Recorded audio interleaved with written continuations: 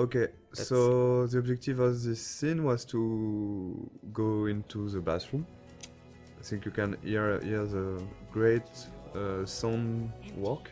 Sébastien, the audio lead, has worked a lot on this kind of effects. When you take out your earplug, you can hear more the ambience. And this kind of art is done by our main concept artist. We got like 4 concept artists working on the game. With Edouard, who has made a lot of artworks. He was the one concept artist. So basically in the beginning we do a lot of documentation, like we do a lot of research from all those pictures we can find on the internet. Every room, every character needs to tell you a story, who they are, what they do. And just for following the scene, even for the mood when it's still the rhythm of the game. So we wanted this scene in the bathroom to have a really cold and harsher and more contrasty lighting, to be different from the soft and warm lighting from the art class before. Seeing this scene, there was here one of the mistakes we have done with the game. For example, when Max is tearing apart the Polaroid. In fact, I don't know if you have tried to tear apart a Polaroid, but it's quite impossible. Yeah, you can. We tried it. You can't do it. It's too strong. It's plastic, it's and it's impossible to tear it like she does. But of course, there is a lot of symbolic behind this, and so we decided to keep it, even if it's non-realistic. Maybe it's a bad Polaroid quality, and we can do it. So you can see the butterfly coming in from the window. There's a lot of symbol behind this.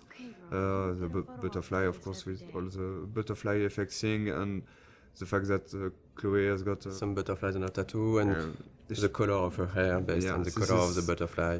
Really something we wanted to hear. The blue butterfly is really, really important, and of course at the end of the game it's much more important. One of the fans' favorite, and of course a character we really love, Chloe.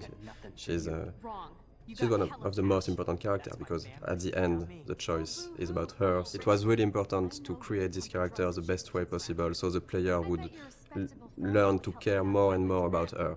But we really wanted her to be not that nice at the beginning, so when she's evolving during the different episodes, and she's getting nicer to Max, people would care even more about her because she changed, and she likes the fact that she changed.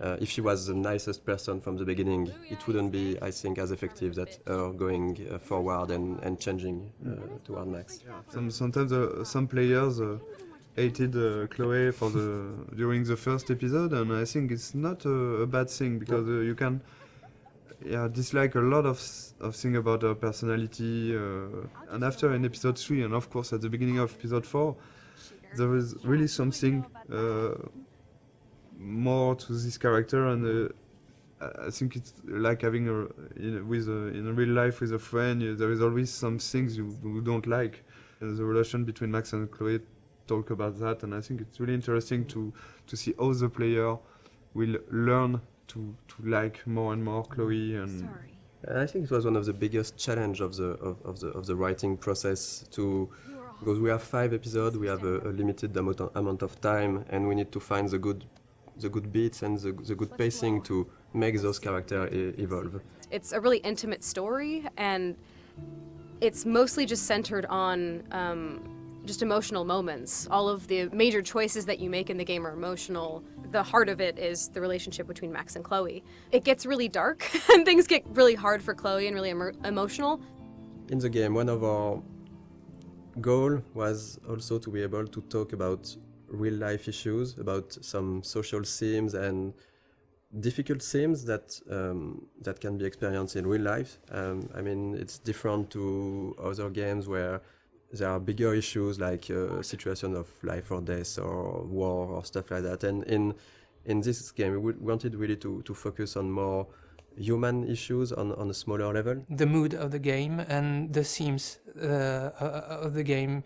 It's the themes that we tackle in the game are not something that you see often in other games. We try to be mature about it. We try not to force it onto players, and we try not to be too brutal about it. We have issues like domestic violence, family issues. So talk about drugs, alcoholism, And depression. employment, It's really part of a reality, and I think it was really important for us to not avoid that. And I think it's a great video game is also a great media to talk about that, because as a player you will be involved maybe more than just looking at a movie or reading a book. You will be really part and actor of this experience. We were not sure that Square Enix, the publisher, would approve all the themes, the intense scenes we have, and how we deal with them. And really early in the discussions, we were relieved to see that they didn't want to change anything. They just wanted to make sure that we deal properly with the scenes or themes, and this is exactly what were our intentions. So. It's again a key scene for episode 1. It's the first time you see Nathan and Chloe. First scene with the character is really, really important.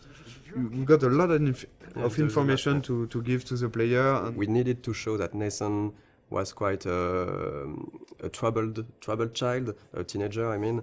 So this is him talking to himself at the beginning. We had to fine-tune and to find the good words to use. Then we see Chloe for the first time. We have to show what's her character, so she's direct and a bit pushy to Nathan.